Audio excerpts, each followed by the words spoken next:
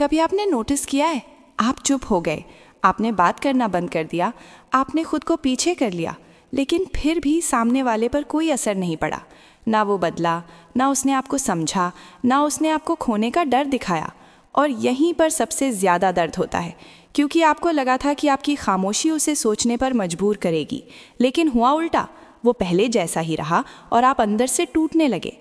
आप सोचने लगते हो, क्या मेरी कोई वैल्यू नहीं है? क्या उसे सच में फ़र्क नहीं पड़ता, या मैं ही गलत कर रहा हूँ? सच ये है, खामोशी हर बार काम नहीं करती, और ये बात बहुत कम लोग समझते हैं, क्योंकि लोगों को सिर्फ इतना बताया जाता है, चुप रहो, वो खुद लौटेगा, बात बंद करो, वो खुद याद करेगा। लेकिन कोई ये नहीं बताता कि अगर ऐसा नहीं हुआ तो क्या करना है। और यही वो जगह है जहाँ लोग फंस जाते हैं। वो चुप रहते हैं, वो इंतज़ार करते हैं, वो उम्मीद करते हैं, और धीरे धीरे वो खुद को खोने लगते हैं। अब आपको एक सच्चाई समझनी होगी, खामोशी तब काम करती है जब उसके पीछे वैल्यू होती है, जब सामने वाले को लगता है कि आप सच में दूर जा सकते हो, जब उसे फील होता है कि वो आपको खो सकता है, तभी आपकी खामोशी असर करती है। लेकिन अगर उसे ये भरोसा है कि आप कहीं नहीं जा रहे, तो आपकी खामोशी भी उसके लिए एक टेम्पररी फेज़ बन जाती है। वो सोचता है, ठीक है, कुछ दिन में वापस आ जाएगा, ये ज़्यादा देर टिक नहीं पाएगा, और इसी कॉन्फिडेंस की वजह से उसे फ़र्क नहीं पड़ता। अब यहाँ असली प्रॉब्लम क्या है? आप बाहर से चुप हो, लेकिन अंदर से अभी भी उसी में उलझे हो। आप अभी भी उसे सोच रहे हो, आप अभी भी उसकी एक्टिविटी देख रहे हो, आप अभी भी उसी का इंतज़ार कर रहे हो। और यही आपकी खामोशी को कमज़ोर बना देता है, क्योंकि साइमन सिर्फ एक्शन से नहीं, माइंडसेट से काम करता है। अगर आपका माइंडसेट स्ट्रांग नहीं है, तो आपका साइलेंस भी वीक होगा। अब एक और बात समझो, खामोशी का मतलब ये नहीं है कि आप बस बात करना बंद कर दो। खामोशी का मतलब है आप अपनी एनर्जी वापस ले लो, आप अपना फोकस वापस ले लो, आप खुद को उस इंसान से डिटैच कर लो जिसने आपको कंफ्यूज कर रखा है। लेकिन ज़्यादातर लोग क्या करते हैं, वो सिर्फ मैसेज करना बंद करते हैं, लेकिन मेंटली उसी इंसान के साथ रहते हैं। और यही रीज़न है कि उनकी खामोशी काम नहीं करती। अब सवाल यह है, अगर खामोशी असर ना करे तो क्या करना चाहिए? क्या आपको फिर से उसके पीछे जाना चाहिए? क्या आपको खुद को प्रूव करना चाहिए, या फिर कुछ और करना चाहिए? यही वो चीज़ है जो इस वीडियो में आप समझोगे, क्योंकि हर सिचुएशन में सेम स्ट्रैटेजी काम नहीं करती। कभी कभी साइलेंस काफ़ी होता है, और कभी कभी साइलेंस के बाद एक्शन लेना पड़ता है। और अगर आपने सही समय पर सही कदम नहीं उठाए, तो आप उसी लूप में फंसे रहोगे जहाँ ना आप आगे बढ़ पाओगे, ना उसे पाओगे। आज इस वीडियो में हम बात करेंगे उन 6 कदमों की जो आपको उठाने चाहिए जब आपकी खामोशी भी असर नहीं कर रही। आप समझोगे कहाँ आप गलती कर रहे हो, कहाँ आपको खुद को बदलना है, और कैसे इस सिचुएशन से बाहर निकलना है। क्योंकि आखिर में बात ये नहीं है कि वो आपको नोटिस करता है या नहीं, बात ये है कि आप खुद को खो रहे हो या संभाल रहे हो। अगर आपने खुद को संभाल लिया तो कोई भी सिचुएशन आपको तोड़ नहीं पाएगी, और अगर आपने खुद को खो दिया तो कोई भी इंसान आपको बचा नहीं पाएगा। अब ध्यान से सुनो, ये सिर्फ खामोशी की कहानी नहीं है, ये खुद को वापस पाने की कहानी है। और अगर आपने इसे समझ लिया तो गेम सच में पलट जाएगा। 1. खामोशी काम क्यों नहीं कर रही? क्योंकि आपकी वैल्यू अभी तक क्लियर नहीं है।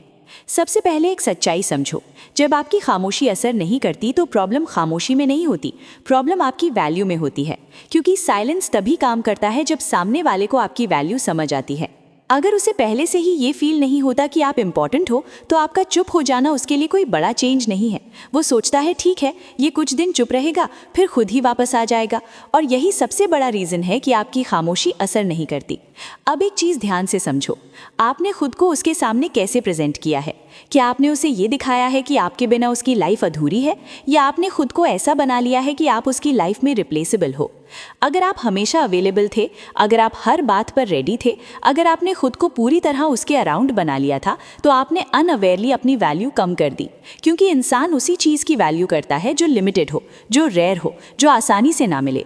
लेकिन अगर आप हर समय अवेलेबल हो तो आप स्पेशल नहीं, नॉर्मल बन जाते हो, और नॉर्मल चीज़ की एब्सेंस किसी को डिस्टर्ब नहीं करती। अब यहाँ लोग सबसे बड़ी गलती करते हैं।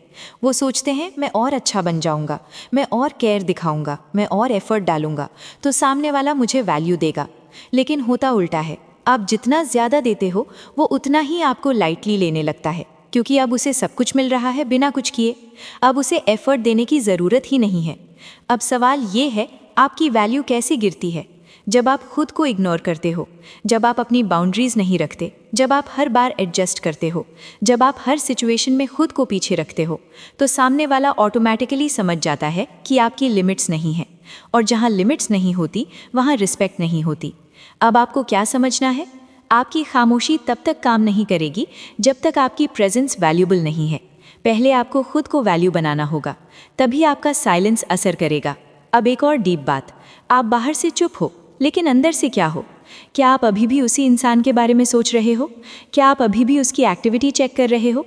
क्या आप अभी भी उसका इंतज़ार कर रहे हो? अगर हाँ, तो आपका साइलेंस फेक है, और फेक चीज़ कभी असर नहीं करती, क्योंकि सामने वाला आपके वर्ड्स नहीं, आपकी एनर्जी फील करता है। अगर अंदर से आप अभी भी डिपेंडेंट हो, तो बाहर का साइलेंस यूजलेस है। अब आपको क्या बदलना है? आपको खुद को अपग्रेड करना है।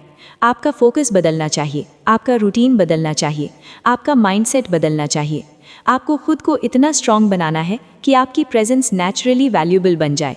जब आप अपनी लाइफ में बिजी होते हो, जब आप खुद को इम्प्रूव करते हो, जब आप इमोशनली स्टेबल होते हो, तो आपकी एनर्जी बदलती है, और यही एनर्जी सामने वाले को फील होती है। अब वो नोटिस करता है कि आप पहले जैसे नहीं रहे, आप अब उतने अवेलेबल नहीं हो, आप अब उतने रिएक्टिव नहीं हो, आप अब उतने डिपेंडेंट नहीं हो, और यही चीज़ उसे सोचने पर मजबूर करती है। अब एक हार्श ट्रूथ, अगर आपकी खामोशी के बाद भी उसे फ़र्क नहीं पड़ता, तो इसका मतलब है कि आपकी वैल्यू पहले ही लो थी। और ये सुनना मुश्किल है, लेकिन यही वो पॉइंट है जहां आपको जागना चाहिए, क्योंकि ये फेलियर नहीं है, ये फीडबैक है। ये आपको बता रहा है कि आपको खुद पर काम करना है। अब आपने पहला पॉइंट समझ लिया। खामोशी इसलिए काम नहीं कर रही क्योंकि आपकी वैल्यू अभी क्लियर नहीं है, और जब तक वैल्यू नहीं बढ़ती, साइलेंस असर नहीं करेगा। लेकिन जैसे ही आप खुद को इम्प्रूव करते हो और खुद को स्ट्रांग बनाते हो, वहीं से आपका साइलेंस सामने वाले के दिमाग में घूमना शुरू करता है। अब अगले पार्ट में हम समझेंगे सबसे ज़रूरी चीज़, क्यों कुछ लोग आपकी खामोशी को इग्नोर कर देते हैं और कुछ उसी से टूट जाते हैं। पार्ट 2, कुछ लोग आपकी खामोशी को इग्नोर क्यों कर देते हैं और कुछ उसी से टूट जाते हैं। अब एक बहुत ज़रूरी चीज़ समझो, जब आप चुप हो जाते हो, जब आप बात करना बंद कर देते हो, तो हर इंसान एक जैसा रिएक्ट नहीं करता। कुछ लोग अचानक आपको नोटिस करने लगते हैं, आपको मिस करने लगते हैं, आपसे कनेक्ट करने की कोशिश करते हैं, और कुछ लोग जैसे कुछ हुआ ही नहीं। ना उन्हें फ़र्क पड़ता है, ना वो आपको ढूंढते हैं, ना वो आपको याद करते हैं। और यही चीज़ सबसे ज़्यादा हर्ट करती है, क्योंकि आपको लगता है मैंने इतना किया, फिर भी इसे फ़र्क क्यों नहीं पड़ा। लेकिन इसका जवाब सिंपल है, आपकी खामोशी उसी इंसान पर असर करती है जिसके अंदर आपके लिए वैल्यू बची होती है। अगर उसके अंदर आपके लिए फीलिंग्स हैं, अगर उसने आपके साथ कनेक्शन फील किया है, अगर उसे कहीं ना कहीं ये डर है कि वो आपको खो सकता है, तो आपकी खामोशी उसे डिस्टर्ब करेगी। वो सोचेगा, वो कंपेयर करेगा, वो आपको मिस करेगा। लेकिन अगर उसके अंदर पहले से ही आपके लिए अटैचमेंट कम है, तो आपका चुप हो जाना आसान हो जाएगा। वो जल्दी एडजस्ट कर लेगा, वो जल्दी मूव ऑन कर जाएगा। अब यहाँ एक हार्श ट्रूथ है, कभी कभी हम जिस इंसान को अपनी प्रायोरिटी बनाते हैं, उसके लिए हम सिर्फ एक ऑप्शन होते हैं, और ये बात एक्सेप्ट करना मुश्किल है, लेकिन ज़रूरी है। अब एक और चीज़ समझो, खामोशी एक टेस्ट है। ये आपको ये दिखाती है कि सामने वाला आपको कितना वैल्यू करता है। अगर वो आपके दूर जाने के बाद आपको ढूंढता है, तो इसका मतलब है कि आपकी प्रेजेंस उसके लिए इम्पॉर्टेंट थी। लेकिन अगर वो बिल्कुल रिएक्ट नहीं करता, तो इसका मतलब है कि वो पहले ही इमोशनली दूर था। अब यहाँ लोग क्या गलती करते हैं, वो खुद को ब्लेम करने लगते हैं। वो सोचते हैं मुझ में ही कमी थी, मैं इनफ नहीं था। लेकिन सच ये है कि हर इंसान हर किसी के लिए नहीं होता। कुछ लोग आपकी लाइफ में आते हैं सिर्फ आपको सिखाने के लिए, ना कि आपके साथ रहने के लिए। अब एक और डीप बात, आपकी खामोशी एक फ़िल्टर की तरह काम करती है। ये उन लोगों को अलग कर देती है जो सच में आपके हैं और जो सिर्फ सिचुएशन के कारण आपके साथ थे। अब अगर कोई आपकी खामोशी के बाद आपके पास आता है, तो आपको तुरंत एक्सेप्ट नहीं करना चाहिए, क्योंकि कई बार लोग सिर्फ आदत के कारण वापस आते हैं, प्यार के कारण नहीं। उन्हें आपकी अटेंशन की आदत होती है, आपकी प्रेजेंस की आदत होती है, और जैसे ही वो नहीं मिलती, वो वापस आ जाते हैं। लेकिन इसका मतलब ये नहीं कि वो चेंज हो गए हैं। इसीलिए आपको ऑब्जर्व करना होगा, आपको देखना होगा कि क्या उसका बिहेवियर जेन्युइनली बदला है या वो सिर्फ आपकी एब्सेंस से परेशान है। अब एक और इम्पॉर्टेंट चीज़, आपको ये डिसाइड करना होगा कि आपका फोकस क्या है। क्या आप उसे वापस लाना चाहते हो या खुद को समझना चाहते हो? अगर आपका फोकस सिर्फ उस पर है, तो आप फिर से उसी लूप में फंस जाओगे। लेकिन अगर आपका फोकस खुद पर है, तो चाहे वो आए या ना आए, आप स्ट्रांग बनोगे। अब समझो, असली गेम क्या है। गेम ये नहीं है कि वो आपको मिस करता है या नहीं। गेम ये है कि आप इस सिचुएशन से क्या सीखते हो। अगर आप सीखते हो तो आप ग्रो करते हो, अगर आप फंसे रहते हो तो आप टूटते हो। अब आपने दूसरा पॉइंट समझ लिया। कुछ लोग आपकी खामोशी को इग्नोर कर देते हैं और कुछ उसी से टूट जाते हैं, और यही आपको सच्चाई दिखाता है। अब अगले पार्ट में हम समझेंगे सबसे पावरफुल चीज़। अगर खामोशी काम नहीं कर रही तो आपको आगे क्या करना चाहिए ताकि सिचुएशन सच में बदल सके। पार्ट 3, अगर खामोशी काम नहीं कर रही तो आपको अपना बिहेवियर बदलना होगा। अब तक आपने समझ लिया कि खामोशी क्यों काम नहीं कर रही और क्यों कुछ लोग उस पर रिएक्ट नहीं करते। अब सबसे ज़रूरी बात आती है, अगर साइलेंस काम नहीं कर रहा तो आपको क्या करना चाहिए। सच ये है, सिर्फ चुप रहना काफ़ी नहीं है, आपको अपना पूरा बिहेवियर बदलना पड़ेगा, क्योंकि सामने वाला आपके वर्ड से नहीं, आपके पैटर्न से आपको जज करता है। अगर आपका पैटर्न वही है कि आप कुछ दिन चुप रहते हो और फिर खुद ही वापस आ जाते हो, तो आपकी खामोशी कभी काम नहीं करेगी, क्योंकि उसे पता है कि आप ज़्यादा देर टिक नहीं पाओगे। अब उसे आपकी एब्सेंस से डर नहीं लगता, उसे पता है कि आप वापस आ जाओगे, और यही आपकी सबसे बड़ी कमज़ोरी है। अब आपको क्या बदलना है? आपको कंसिस्टेंसी लानी है। अगर आपने डिसाइड किया है कि आप खुद को पीछे ले रहे हो, तो आपको उस डिसीजन पर टिकना होगा, क्योंकि रिस्पेक्ट वहीं से बनती है जहां आप अपने डिसीजंस पर खड़े रहते हो। अब एक और बात, आपको सिर्फ कम्युनिकेशन नहीं, अपनी अवेलेबिलिटी भी बदलनी होगी। अभी तक क्या हो रहा था, वो जब चाहे आपको कांटेक्ट कर सकता था, वो जब चाहे आपको इग्नोर कर सकता था, और आप हर बार रिस्पॉन्ड करते थे। अब आपको ये पैटर्न तोड़ना होगा। आपको खुद को कंट्रोल में लाना होगा। आपको हर बार तुरंत रिएक्ट नहीं करना है, आपको हर बार अवेलेबल नहीं रहना है, क्योंकि जब तक आप इजी रहोगे आपको सीरियसली नहीं लिया जाएगा। अब एक और डीप बात, आपको इमोशनली भी डिटैच होना पड़ेगा।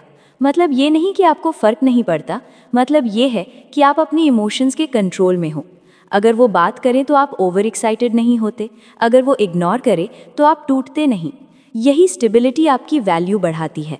अब सामने वाला क्या नोटिस करता है, वो देखता है कि आप पहले जैसे नहीं रहे। आप अब उतने रिएक्टिव नहीं हो, आप अब उतने डिपेंडेंट नहीं हो, आप अब उतने प्रिडिक्टेबल नहीं हो, और यही चीज़ उसे डिस्टर्ब करती है। अब उसे डाउट होता है, अब उसे लगता है कि आप सच में बदल गए हो, और यही डाउट उसके माइंड को एक्टिवेट करता है।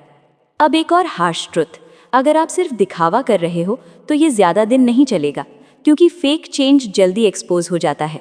आपको अंदर से चेंज होना होगा, आपको जेन्युइनली अपनी लाइफ पर काम करना होगा, आपको खुद को इतना स्ट्रांग बनाना होगा कि आपका बिहेवियर नेचुरली बदल जाए। अब आपने तीसरा पॉइंट समझ लिया। अगर खामोशी काम नहीं कर रही तो आपको अपना बिहेवियर बदलना होगा, क्योंकि साइलेंस सिर्फ एक टूल है, रियल गेम आपके बिहेवियर में है। अब अगले पार्ट में हम समझेंगे सबसे ज़रूरी चीज़, आपको अपनी वैल्यू कैसे दिखानी है बिना कुछ बोले, बिना पीछा किए। पार्ट 4, अपनी वैल्यू ऐसे दिखाओ कि बिना बोले असर हो। अब तक आपने समझ लिया कि सिर्फ चुप रहना काफ़ी नहीं है, आपको अपना बिहेवियर बदलना है। अब अगली सबसे ज़रूरी चीज़ है, आप अपनी वैल्यू कैसे दिखाओगे। लेकिन यहाँ एक गलती लोग हमेशा करते हैं, वो अपनी वैल्यू बोलकर दिखाने लगते हैं, वो समझाने लगते हैं, वो प्रूव करने लगते हैं, वो बताने लगते हैं कि मैं कितना इम्पोर्टेंट हूँ।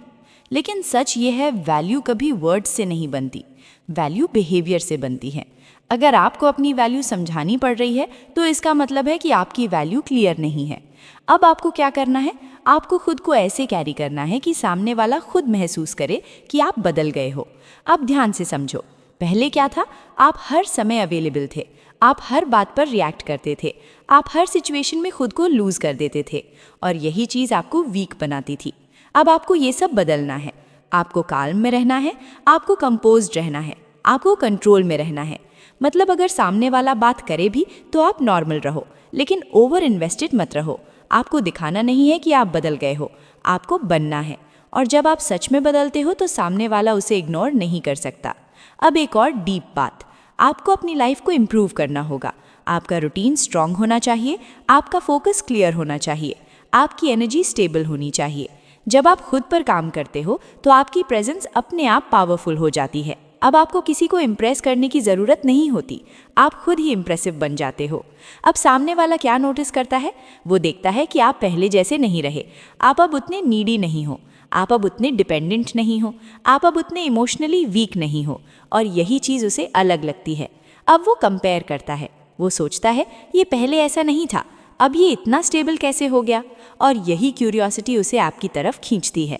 अब एक और बात, आपको फेक चेंज नहीं करना है, सोशल मीडिया पर दिखावा नहीं करना है, देखो मैं खुश हूँ, देखो मैं बिजी हूँ, ये सब टेम्पररी है। आपको अंदर से चेंज होना है, क्योंकि रियल चेंज ही लॉन्ग टर्म इम्पैक्ट देता है। अब एक हार्श ट्रूथ, अगर आप सिर्फ उसे वापस पाने के लिए चेंज कर रहे हो तो आप फिर से वही गलती करोगे।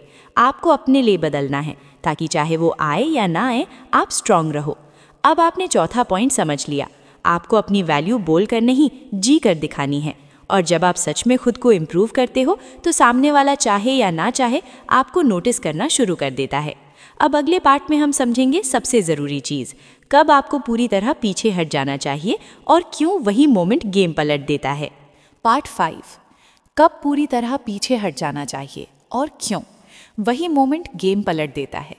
अब तक आपने समझ लिया कि खामोशी क्यों काम नहीं कर रही, आपको क्या बदलना है और अपनी वैल्यू कैसे दिखानी है। लेकिन अब सबसे बड़ा और सबसे ज़रूरी सवाल आता है, कब आपको पूरी तरह पीछे हट जाना चाहिए। क्योंकि हर सिचुएशन में रुकना सही नहीं होता, कई बार रुकना ही आपको अंदर से तोड़ देता है। अब अपनी सिचुएशन को देखो, आपने चुप रहना शुरू किया, आपने खुद को पीछे रिया, आपने खुद पर काम करना शुरू किया, लेकिन सामने वाला फिर भी वही है। ना उसका बिहेवियर बदला, ना उसका एफर्ट आया, ना उसने आपको सीरियसली लिया। तो इसका क्या मतलब है? इसका मतलब साफ है, वो आपको खोने के लिए रेडी है। और ये सबसे बड़ा सिग्नल होता है, क्योंकि अगर कोई इंसान आपको वैल्यू करता है तो वो आपको लूज़ करने का रिस्क नहीं लेता। वो कोशिश करेगा, वो कनेक्ट करेगा, वो चेंज दिखाएगा। लेकिन अगर कुछ भी नहीं हो रहा तो आपको रियलिटी एक्सेप्ट करनी होगी। अब यहाँ लोग सबसे बड़ी गलती करते हैं, वो थोड़ा और वेट करते रहते हैं। वो सोचते हैं शायद वो बदल जाए, शायद वो समझ जाए, शायद वो वापस आ जाए। लेकिन यही शायद उन्हें फंसा देता है, क्योंकि टाइम के साथ कुछ नहीं बदलता, पैटर्न रिपीट होता है। अब आपको खुद से एक सीधा सवाल पूछना होगा, क्या मैं ऐसे इंसान के लिए रुक रहा हूँ जो मुझे क्लियरली चूज़ नहीं कर रहा? अगर आंसर हाँ है तो आपको वहीं रुकना बंद करना होगा। यही वो मोमेंट है जहाँ आपको पूरी तरह पीछे हट जाना चाहिए। मतलब सिर्फ साइलेंस नहीं, रियल डिटैचमेंट। अब आप वेट नहीं कर रहे, अब आप मूव कर रहे हो। अब आप उम्मीद नहीं कर रहे, अब आप एक्सेप्ट कर रहे हो। और यही सबसे बड़ा शिफ्ट होता है। अब सामने वाले के साथ क्या होता है, जब तक आप हाफ इन हाफ आउट रहते हो तब तक उसे आपकी वैल्यू समझ नहीं आती। लेकिन जैसे ही आप पूरी तरह हट जाते हो तब उसे पहली बार रियल लॉस फील होता है। अब उसे लगता है ये सच में चला गया, अब ये वापस नहीं आएगा। और यही फीलिंग उसे डिस्टर्ब करती है। अब वो सोचता है, अब वो कंपेयर करता है, अब उसे आपकी कमी महसूस होती है। लेकिन ध्यान रखना, ये तभी होगा जब आपका हटना रियल हो। अगर आप सिर्फ दिखावा कर रहे हो तो ये काम नहीं करेगा। अब एक और हार्श ट्रुथ, अगर आप पूरी तरह हटने के बाद भी वो वापस नहीं आता तो इसका मतलब है कि वो पहले ही इमोशनली डिस्कनेक्ट हो चुका था। और ऐसे इंसान के पीछे रहना आपके लिए नुकसान है, क्योंकि वो आपके साथ रहकर भी आपके साथ नहीं रहेगा। अब आपको क्या करना है, आपको खुद को उस जगह से निकालना है जहां आपकी वैल्यू नहीं है, क्योंकि सेल्फ रिस्पेक्ट वहीं से शुरू होती है जहां आप बस बोलना सीखते हो। अब आपने 5वां पॉइंट समझ लिया, कभी कभी पूरी तरह पीछे हट जाना ही सबसे पावरफुल मूव होता है, क्योंकि या तो सामने वाला आपको समझता है या आप खुद को बचा लेते हो। अब बोल भाई, पार्ट 6, असली जीत क्या है, उसे बदलना नहीं, खुद को बचाना। अब तक आपने सब समझ लिया, खामोशी क्यों काम नहीं कर रही, आपको क्या बदलना है, कब पीछे हटना है। अब आखिरी और सबसे ज़रूरी बात, इस पूरी सिचुएशन में असली जीत क्या है। ज़्यादातर लोग सोचते हैं कि जीत तब है जब सामने वाला बदल जाए, वो आपको वैल्यू दे, वो आपको समझे, वो आपके पास वापस आए। लेकिन सच ये है, ये असली जीत नहीं है, क्योंकि अगर वो बदल भी जाए और आप वही इंसान बने रहो तो कहानी फिर वही होगी, फिर वही दर्द, फिर वही कन्फ्यूजन, फिर वही डिसरिस्पेक्ट। इसलिए असली जीत ये नहीं है कि वो बदल जाए, असली जीत ये है कि आप खुद को बचा लो। क्योंकि इस पूरी प्रोसेस में सबसे ज़्यादा नुकसान किसका हुआ? आपका। आपने ओवरथिंक किया, आपने खुद पर डाउट किया, आपने खुद को कम समझा, और यही सबसे डेंजरस है। अब आपको यही सब वापस बनाना है। आपको खुद को वहाँ लाना है जहाँ आप क्लियर हो, जहाँ आप स्ट्रांग हो, जहाँ आप स्टेबल हो। अब माइंडसेट बदलना पड़ेगा। पहले आप सोचते थे वो क्या कर रहा होगा, वो मुझे मिस कर रहा होगा या नहीं, वो कब वापस आएगा। अब आपको सोचना है, मैं क्या बन रहा हूँ, मैं अपनी लाइफ कैसे बेहतर कर रहा हूँ, मैं खुद को कितना स्ट्रांग बना रहा हूँ। यही शिफ्ट आपकी लाइफ बदल देगा। अब एक और इम्पॉर्टेंट रियलाइजेशन, अगर कोई इंसान आपको क्लैरिटी नहीं देता, आपको बीच में रखता है, आपको कंफ्यूज करता है, तो वो ऑलरेडी आपको चूज़ नहीं कर रहा, और जो आपको चूज़ नहीं करता वो आपके लिए नहीं है। इतना सिंपल। अब आपको इल्यूजन नहीं, रियलिटी देखनी है। रियलिटी ये है, आप किसी के ऑप्शन बनने के लिए नहीं बने, आप क्लैरिटी डिजर्व करते हो। आप रिस्पेक्ट डिजर्व करते हो, और अगर कोई ये नहीं दे सकता तो आपको वहाँ रुकना नहीं चाहिए। अब आगे क्या करना है? आपको डिटैचमेंट सीखना है। डिटैचमेंट का मतलब ये नहीं कि आपको फ़र्क नहीं पड़ता, मतलब ये है कि आप अपने इमोशंस के कंट्रोल में हो। अगर वो आएँ तो आप ओवर एक्साइटेड नहीं होते, अगर वो जाएं तो आप टूटते नहीं। यही रियल स्ट्रेंथ है। अब एक और पावरफुल बात, जिस दिन आपको ये फील हो गया कि आप किसी के बिना भी ठीक हो सकते हो, उस दिन आपका डर खत्म हो जाएगा। और जहाँ डर खत्म, वहाँ डिपेंडेंसी खत्म, और जहाँ डिपेंडेंसी खत्म, वहाँ कंट्रोल खत्म। अब कोई आपको मैनिपुलेट नहीं कर सकता, अब कोई आपको कंफ्यूज नहीं कर सकता, क्योंकि अब आप नीड में नहीं हो, आप चॉइस में हो। और यही असली पावर है। अब आखिरी सवाल खुद से पूछो, क्या मैं उस इंसान के पीछे अटका रहूँगा जो मुझे वैल्यू नहीं देता, या मैं खुद को इतना स्ट्रांग बनाऊँगा कि मुझे किसी की ज़रूरत ही ना पड़े? अगर आपने ये डिसाइड कर लिया तो समझो गेम खत्म। अब आप कंट्रोल में हो, और यही असली जीत है। तो अब आपने समझ लिया, सिर्फ खामोशी काफ़ी नहीं होती जब तक उसके पीछे स्ट्रेंथ ना हो। आपने देखा कि कहाँ लोग गलती करते हैं, क्यों सामने वाला रिएक्ट नहीं करता, और आपको क्या बदलना है। अब आपके पास क्लैरिटी है। अब आप जानते हो कि कब चुप रहना है, कब खुद को बदलना है, और कब पूरी तरह आगे बढ़ जाना है। अब फैसला आपके हाथ में है। या तो आप उसी कन्फ्यूजन में फंसे रहो, या खुद को इतना स्ट्रांग बना लो कि कोई आपको इग्नोर करके भी इग्नोर न कर पाए। और खुद से एक सवाल ज़रूर पूछो, क्या मैं उस इंसान का इंतज़ार कर रहा हूँ जो मुझे खोने से डरता भी नहीं? अगर जवाब हाँ है, तो अब वक्त है खुद को चुनने का।